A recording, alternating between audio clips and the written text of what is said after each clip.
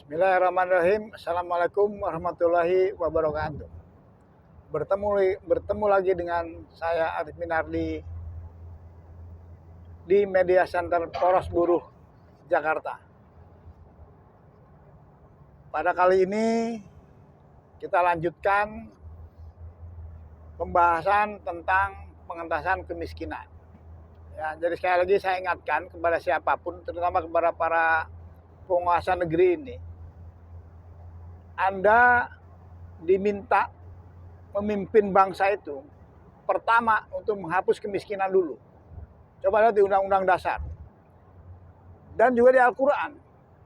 Pertama yang harus dientaskan itu adalah orang miskin yang harus diurus itu. Ya, Umar bin Abdul Aziz ketika menjadi khalifah, ketika dana negara di Baitul Mal namanya, pertama otomatis gaji pegawai ya itu harus diberikan karena hak mereka. Setelah itu yang kedua, dana itu diberikan selain ya infrastruktur dan lain-lain ya, karena itu juga wajib. Nah, yang fakir itu diberesin dulu. Fakir. Kalau masih ada masih kurang, ya sudah, berarti dia orang-orang kaya tuh dihimbau untuk membantu. Karena negara sudah habis anggarannya. Nah, ketika ada uang negara, setelah fakir diberikan, masih ada sisa, langsung yang miskin diberikan. Ya, diberikan tunjangan lah. Dibantu. Setelah itu baru yang lain. Sampai tidak ada lagi orang miskin. Jadi konsentrasi di situ. Itu yang bagaimana negara dengan kebijakan fiskalnya bisa membantu bagaimana mengeluarkan orang dari kemiskinan. Memang banyak cara mengatasi kemiskinan itu. Pertumbuhan ekonomi bisa. Kemudian juga dengan membuka lapangan kerja, ya kan? Membuka investor sebagainya bisa. Tapi faktanya di Indonesia pertumbuhan ekonomi serba besar pun kemiskinan kan tidak tertangani juga. Pertumbuhan ada, kemiskinan jalan, APBN jalan. Awas.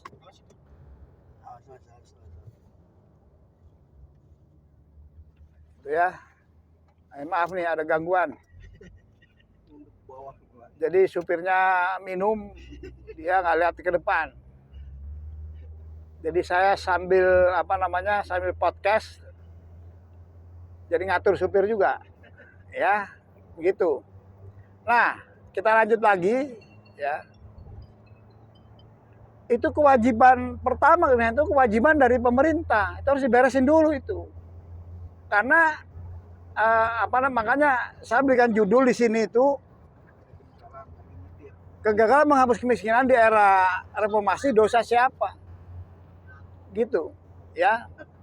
Pak Soeharto jelek-jelek itu bisa mengentas kemiskinan 11,3%. Gitu. Nah, di reformasi ini malah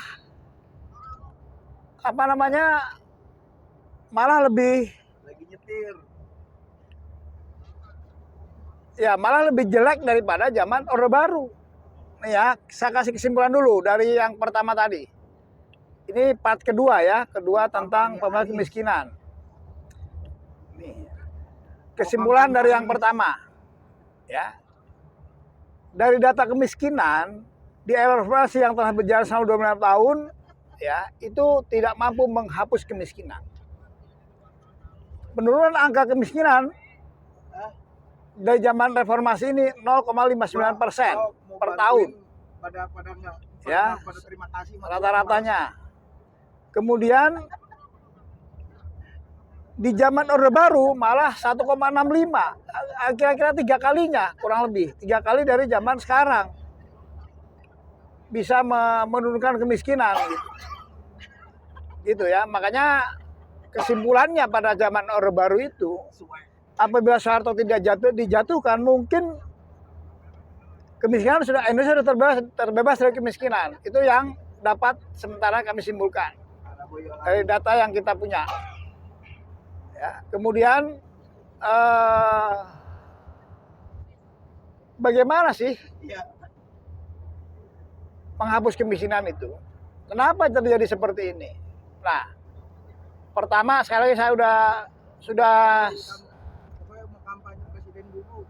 saya sampaikan tadi bahwa banyak cara untuk kemiskinan, ya, dengan ekonomi, dengan cara membuka lapangan kerja, kemudian pertumbuhan ekonomi dan lain-lain lah. Tapi faktanya yang kaya makin kaya, yang miskin makin miskin, gitu. Nah, saya hanya ingin menyoroti bagaimana kemiskinan itu pemerintah bisa lebih fokus, yaitu caranya dengan mereformasi atau merombak secara revolusioner APBN, penyusunan APBN. Ya, jadi sebelum ke angka-angka, saya harus sampaikan dulu bahwa APBN kita 2024 sekarang ini ada 3.300 triliun. Ya, belanja negara itu, belanja pemerintah. Kemudian dari 3.300 triliun itu ada 493 triliun itu dana untuk perlindungan sosial.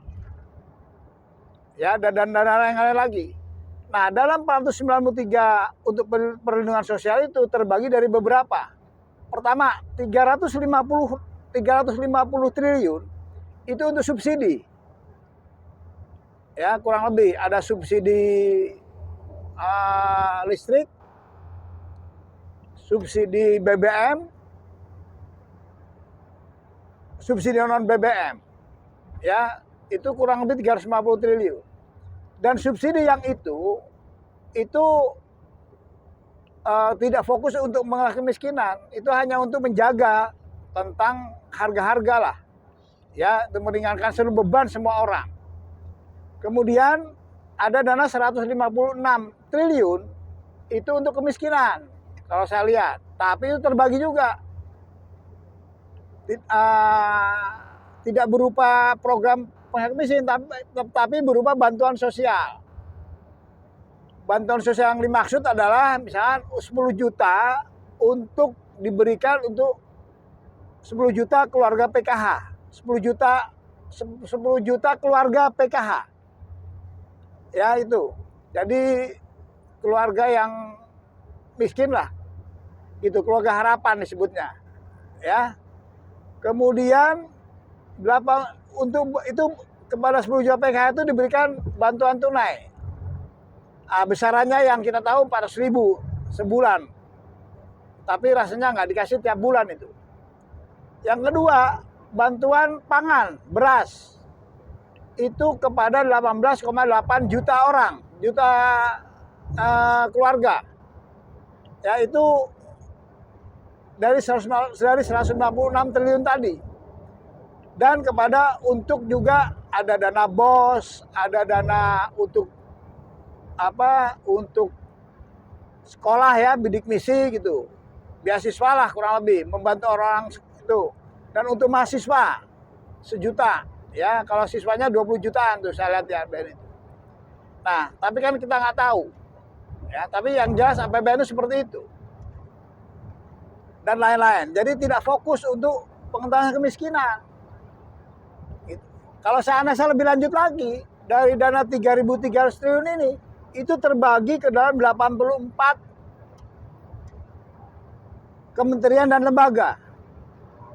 Jadi 84 kementerian dan lembaga itu kan otomatis itu setingkat menteri lah kurang lebih, ya, menteri dan kepala badan atau kepala lembaga yang jumlahnya 50-an. Jadi itu kan ada deputi, eselon 1, eselon 2, eselon 3, eselon 4. Ya, itu saja membutuhkan dana besar. Ya, kalau kita hitung mungkin ada 15-20 ribu pejabat setingkat dari eselon 1, eselon 4 sampai menterinya atau kepala badannya, kepala lembaganya. Ya, coba itu kan terjadi pemborosan. Jadi anggaran ini pemborosannya ada dua, ada tidak efektif, ada ya tidak efektif atau tidak optimal uang itu, yang kedua dikorupsi. Jadi dua pemborosan itu. Ya. Nah, misalnya contoh tidak efektif itu, coba aja lihat kalau antara bulan Oktober, November, itu udah hotel-hotel penuh itu. Dengan program kementerian, itu ngabisin anggaran itu. Gitu. Berapa triliun yang hilang untuk itu. Ya, itu resmi itu, bukan korupsi. Gitu. Yang korupsi beda lagi. Gitu. Nah, gitu. Dengan kondisi negara kita yang saat ini oknum penguasa dan oknum birokrat itu banyak yang banyak yang korup, maka bisa dibayangkan itu anggaran. Bahkan Pak Prabowo pernah mengatakan waktu 10 tahun yang lalu itu bisa 50% negara-negara itu tidak efektif. Saya nggak tahu setelah dia jadi Menteri Pertahanan apakah diberesin atau tidak gitu. Saya dengar malah lebih kacau balau itu. Ya, nah itulah mengapa kemiskinan tidak bisa dihilangkan. Karena ketidakefektifan dalam penganggaran. Makanya harus ada perombakan secara revolusioner tentang penyusunan APBN ini. Khususnya, ya udahlah kita bicara tentang khususnya untuk bagaimana orang miskin ini bisa keluar dari kemiskinannya. Kira-kira itu. Ya, sehingga angka itu benar-benar efektif.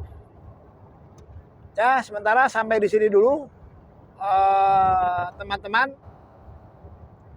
Karena di perjalanan kita juga harus melihat, mengawal Pak supir. Ya, juga yang pegang kameranya juga, karena ini kameranya tidak bisa ditancepin seperti di rumah, ya kan? Ini dipegang nih. Jadi nancapnya di tangan. Jadi sementara kita harus istirahat dulu. Ya, begitu kawan-kawan. Mohon maaf, kita sambung lagi tentang kemiskinan ini pada episode selanjutnya. Terima kasih. Mohon maaf. Wassalamualaikum warahmatullahi wabarakatuh.